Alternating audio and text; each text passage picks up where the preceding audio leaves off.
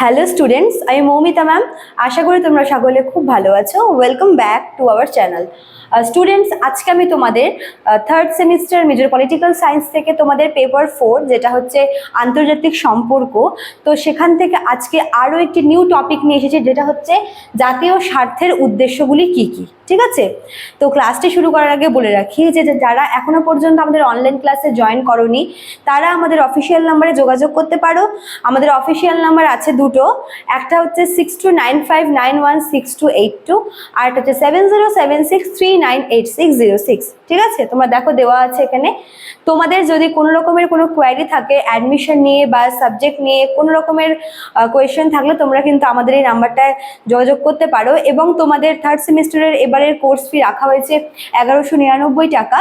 তো এটা এই সেমিস্টারের জন্য রাখা হচ্ছে। তো তোমরা যারা জয়েন করতে চাইছো তারা এই নাম্বারে যোগাযোগ করে জয়েন করে যাও। ঠিক আছে, চলো দেরি না করে শুরু করে দিই আজকের ক্লাসটি। দেখো, জাতীয় স্বার্থের বেশ কয়েকটি উদ্দেশ্য রয়েছে। ঠিক আছে, মানে একটা দেশের বা একটা জাতির যে জাতীয় স্বার্থ, মানে একটা দেশকে টিকে থাকার জন্য অনেক কিছু এমন, মানে নিজের স্বার্থে বলতে পারো, নিজের ভালোর জন্য অনেক কিছু এমন করতে হয় যে জিনিসগুলোতে হয়তো তাদের নিজেদেরই লাভ হয়, নিজেদের স্বার্থ অক্ষুণ্ণ থাকে। এবার দেখো, যখন এই যে জাতীয় স্বার্থ পূরণের ক্ষেত্রে বিভিন্ন দেশ বা রাষ্ট্রগুলির কি কি আর কি উদ্দেশ্য রয়েছে, সেগুলো নিয়ে আজকের ক্লাসটা হবে। ঠিক আছে, দেখো প্রথমটা কি বলেছে, বিশ্ব শান্তি। দেখো, বিশ্ব শান্তি বজায় রাখার ক্ষেত্রে এই যে জাতীয় স্বার্থ, এটা কিন্তু খুব একটা ইম্পর্টেন্ট একটা উপাদান বলতে পারো।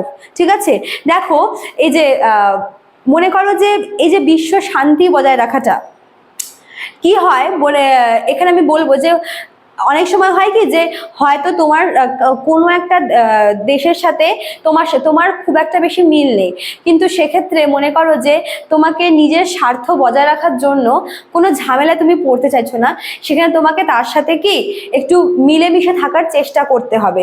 এক্ষেত্রে কি হয়, এক্ষেত্রে এই যে শান্তিটা সেটা কিন্তু বজায় রাখে। শুধুমাত্র এক দেশের সঙ্গে আরেক দেশের না, বলতে পারো যে পুরো মানে আমাদের এই পৃথিবীতে যতগুলো দেশ রয়েছে, প্রতিটা দেশের সঙ্গে দেশের মধ্যেকার যে সুসম্পর্ক সেটা বজায় রাখার কিন্তু খুব দরকার।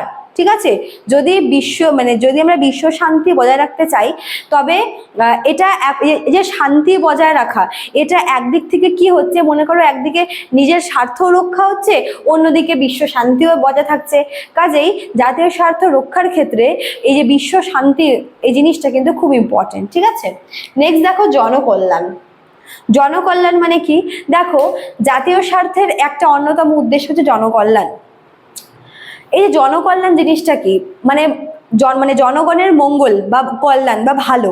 ঠিক আছে, এইবার দেখো অনেক সময় কি হয় যে জনগণের মঙ্গল করার জন্য, এটাও এক রকমের কিন্তু জাতীয় স্বার্থ বলতে পারো। হ্যাঁ, যাতে দেশের জনগণ যাতে ভালো থাকে, কোনো রকমের যাতে কোনো ঝামেলার মধ্যে না পড়ে, বাইরের দেশ থেকে যেন কোনো রকম ভাবে অ্যাটাক হওয়ার যেন চান্স না থাকে, এই জিনিসগুলো মানে মোট কথা জনগণের যে নিরাপত্তার ব্যবস্থাটা, এটা কিন্তু করা যায়। ঠিক আছে, জাতীয় স্বার্থের মাধ্যমে কি হচ্ছে, কোনো একটা দেশ, সেই দেশের যে জনগণরা তাদের কল্যাণ করে, তাদের ভালো করে, তাদেরকে প্রোটেকশন দেয়।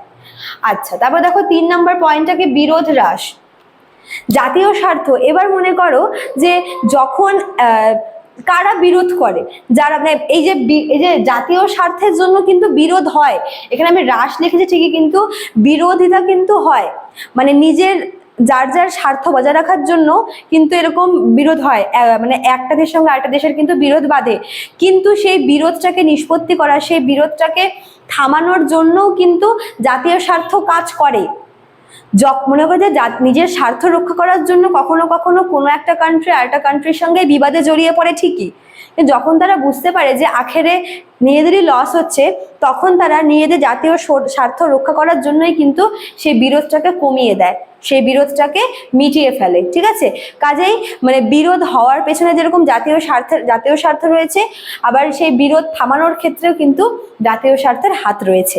ঠিক আছে, তারপর দেখো 4 নম্বর পয়েন্টটা কি হচ্ছে, দেশে দেশে সম্পর্ক পরিবর্তন।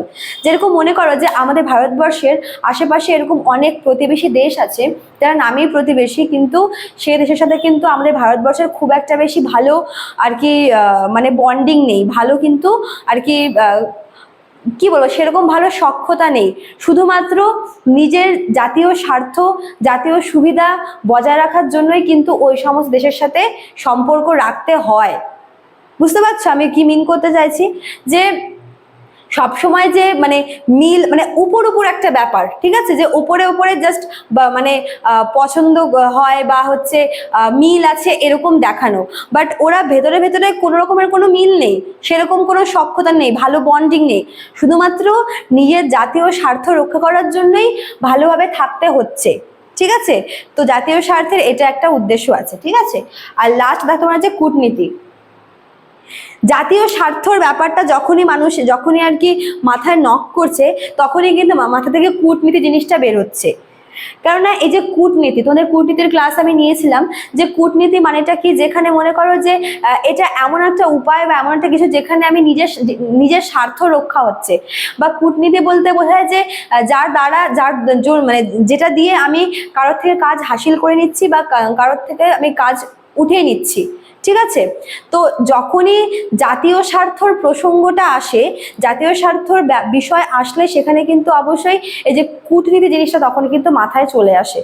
ঠিক আছে, এবং এক্ষেত্রে কিন্তু কূটনীতিবিদরা খুবই আর কি এফেক্টেড হয়, মানে তারা খুবই আর কি অনুপ্রাণিত হয় এই জায়গা এই জিনিসটা থেকে, যে না নিজের মানে জাতীয় স্বার্থ রক্ষা করার জন্য কি এখন এই কূটনীতি জিনিসটাকে, এই কূটনীতি চালটাকে চালতে হবে। ঠিক আছে, তো এটাও হচ্ছে একটা কারণ বলতে পারো। তো মেন এই 5টা উদ্দেশ্য তোমাদের রয়েছে যে জাতীয় স্বার্থের মেন উদ্দেশ্য হিসেবে। আশা করি তোমরা বুঝতে পারলে ক্লাসটা। ভালো লাগলে অবশ্যই তোমরা লাইক কমেন্ট করবে, শেয়ার করবে। আজ এতটুকুই শেষ করলাম, দেখা হচ্ছে নেক্সট ক্লাসে। Thank you.